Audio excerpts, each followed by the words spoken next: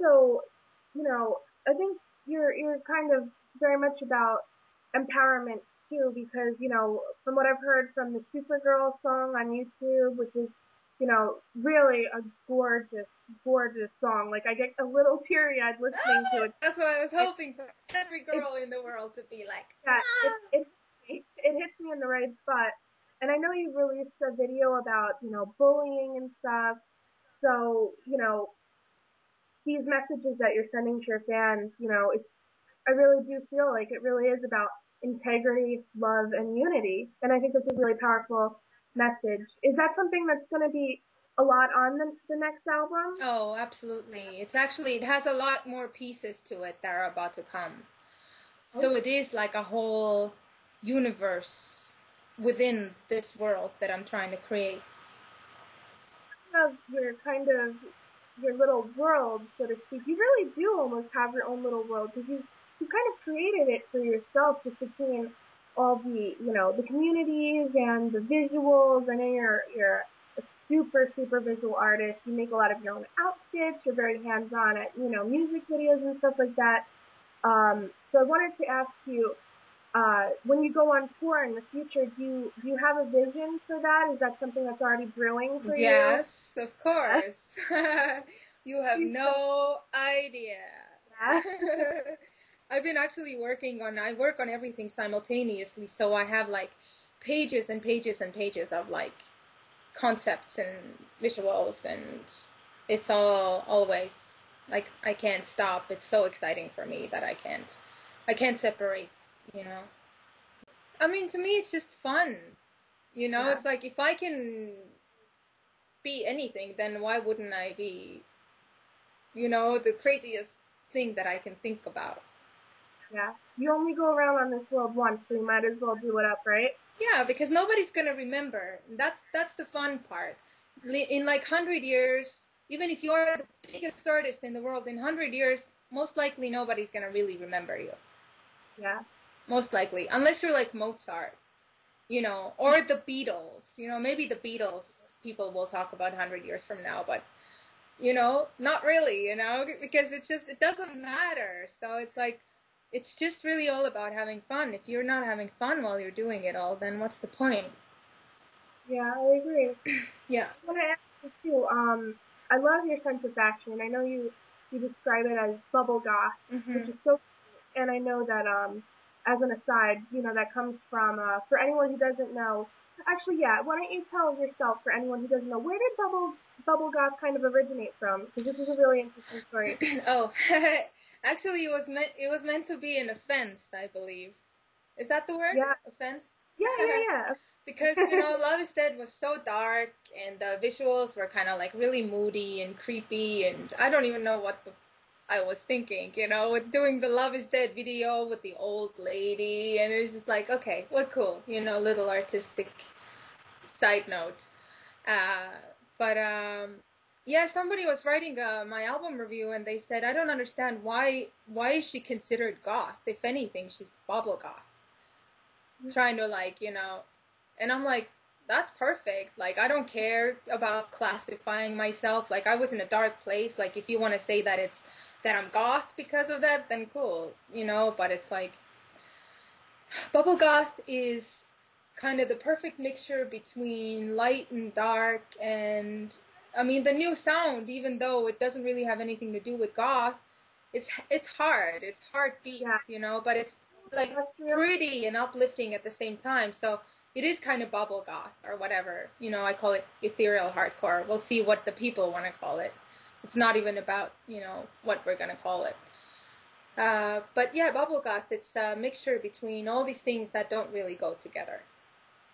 Which is really cool and a really cool juxtaposition, and it's really interesting, especially in the visual sense, to see that kind of manifest in your videos and your Mm. outfits. I love your outfits. I think they're so cool. Oh my god, just wait. Just wait for the video. There's this one outfit that I made for like $200, and it's definitely the best outfit in the whole video. I pulled some really nice pieces too this time, because I wanted to make it look like more high end and not so DIY, but actually the most DIY look looks the most expensive. and it cost me like $200 to make. Yeah, you're really thrifty, which is really cool. I think I need to take a few tips from you. Well, I don't have like $1 million, you know, so Yeah. I mean, but now it's really funny because I was always thinking, you know what, if I had a bigger budget, I wouldn't do anything myself. I'd just hire people that I trust. And it's like now I didn't have like a big budget, but I had a bigger budget than I had like for my last video, for an example. And I couldn't find anything I wanted to wear, so I still ended up making everything. So I guess, you know, I'll always make everything, no matter. And there's nothing wrong with that because you know what? It really allows you to inject yourself into every facet of it, and that's really cool. So, Yeah, I can't stop it. It's kind of a curse too. a curse and a blessing. Yeah. My team is like really nervous supposedly they just told me that every time they're sending me back like a visual that somebody else has done or like a font, they're like, because I never like anything. I'll always pick everything apart. You know, I'll send like 1,000 notes, or I'll just do it. So it's, you know, it's a curse as well because, you know, it needs to be right. Perfectionist, but you know what? That's how really amazing things are made sometimes. But also, like even working with, I know you're working with 78 and stuff too, so it's also good that you're kind of collaborating as well. So it's not, you probably know your limits for how much you're willing to kind of, you know, not give up, but kind of compromise or kind of, figure out with and what has to be 100%. You know what I mean? Yeah. I mean, I never compromise with music, and I never compromise with the quality of visuals. Right. Everything else, we can play around with. But like if it's a video, if it's a single cover, if it's a photo shoot, I mean, I only work with one photographer, Brian Ziff, and he's like my artistic soulmate kinda. So he takes all the pictures and I usually do the styling and we do the concepts and stuff together. So I wanted to talk a little more about the fashion too. Do you have any plans of like maybe clothing line in the future or anything? Wink, wink. maybe. Maybe. And what about okay, I love Elu, the little bear. Oh, Elo, so cute. Do you have any plans or big ideas for merch and stuff? Because I'm sure that's something you're on top of too. Yep, it's coming. We need like little Elu keychains. Oh, we need Elo everything. Agreed. Trust me. It's just sometimes like some things take me more time because I can't like find the right people to do it with, and then I go, sometimes I start the creative process of doing it and then they're not nailing it, and then I just don't really want to release it because I want it to be right. So right now, for just competitions and being active in the community, you can win like the super dope Elo keychains, and so we do send things to the really hardcore moon children. So I think it's even cooler that way. Right now it's very limited edition. You can't even buy it. It's not something you can buy. It's something that you earn. So it's really special, and I think that makes it really exciting for the fans. So that's pretty cool. Let's talk a little bit more about the music in the album. I know obviously you're working with 78. I saw on your Facebook page a few weeks ago you mentioned working on a song with Switch. Is there anyone else that you're working with or maybe want to work with, or maybe you're influenced by? Well, my dream is I'm probably gonna end up, Switch is amazing. We have a song on the album. It was so fun. And there's one other producer, Jonas Jeberg. He's a big pop producer, but very, very talented. But the rest of it is really, is 78. I have, also produced some stuff. And I mean, there are dream people that I want to work with. I would love to work with Aphex Twin. I would love to work with, I would love to work with William Orbit. He's kind of my hero. Really good. Oh my God. He's like God. No, it will happen. It will happen when the time is right. when the student is ready, the teacher will come. I like that. And That's really and yeah, but I actually imagined like writing my next album with 78s first. We're probably just gonna get a place because we're so locked in and we connect so well that I'm not gonna even really look around too much. I'm just gonna like get a place on some island for 2 months, and we're get going in. And we're having friends fly in and party, and we'll just make the album. So it's a whole new approach now. It's not like very serious, you know, art, serious art. It's more like, hey, you know, whatever comes out, whatever feels good. So.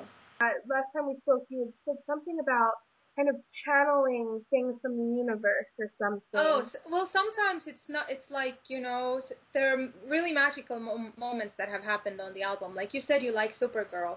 Like Yeah. the chorus of Supergirl came to me in a dream, and I was sleeping. And I normally like, I hear music in my dreams all the time, and usually I can't wake up. But that was the one time where I managed to wake up, record the melody into my phone, and go back to sleep.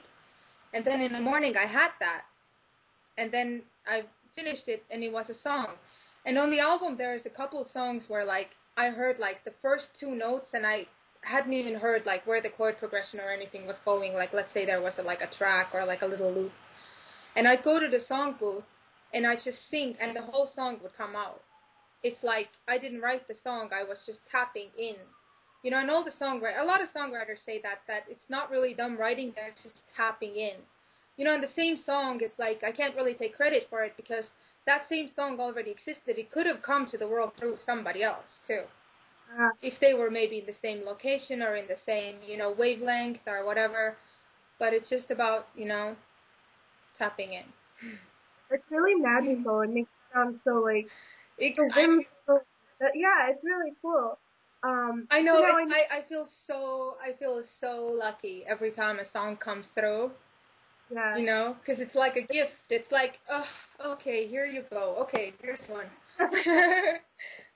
I know you're kind of doing a lot of this album from what we've heard so far, with Army of Love and Zero Gravity, and from what you've kind of been saying here and there online, it's gonna, from what I'm understanding, have more of an electronic sound and hard and but still kind of like airy, kind Mhm. of, definitely more electronic. Yeah. So where did that kind of, decision, or, maybe it was more of a natural progression towards electro, but where did that kind of come from?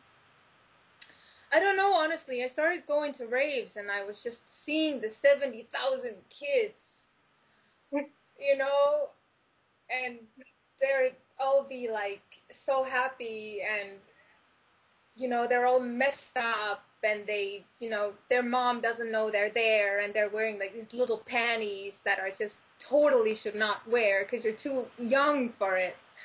And you know, they're with a bad group of friends that they shouldn't be hanging out with, and the energy is just like, but when the music comes, it's all love. So that I was like, I felt so connected to to it, you know. And I don't know, everything was just kind of going that way, so I wasn't gonna fight it really. But I needed to make sure that the balance was there. That was the only thing that I really cared about. And it's like when I first started making the album, I told my team, I'm like, well, I want to make this music that is like hard, but then it's like really beautiful, and then it's like The Prodigy, and then it's like Enya, and they were just like, okay, you know. So it's like, how do we do that? And then I just kind of started working more towards the sound, and then it just organically, you know, in the end happened.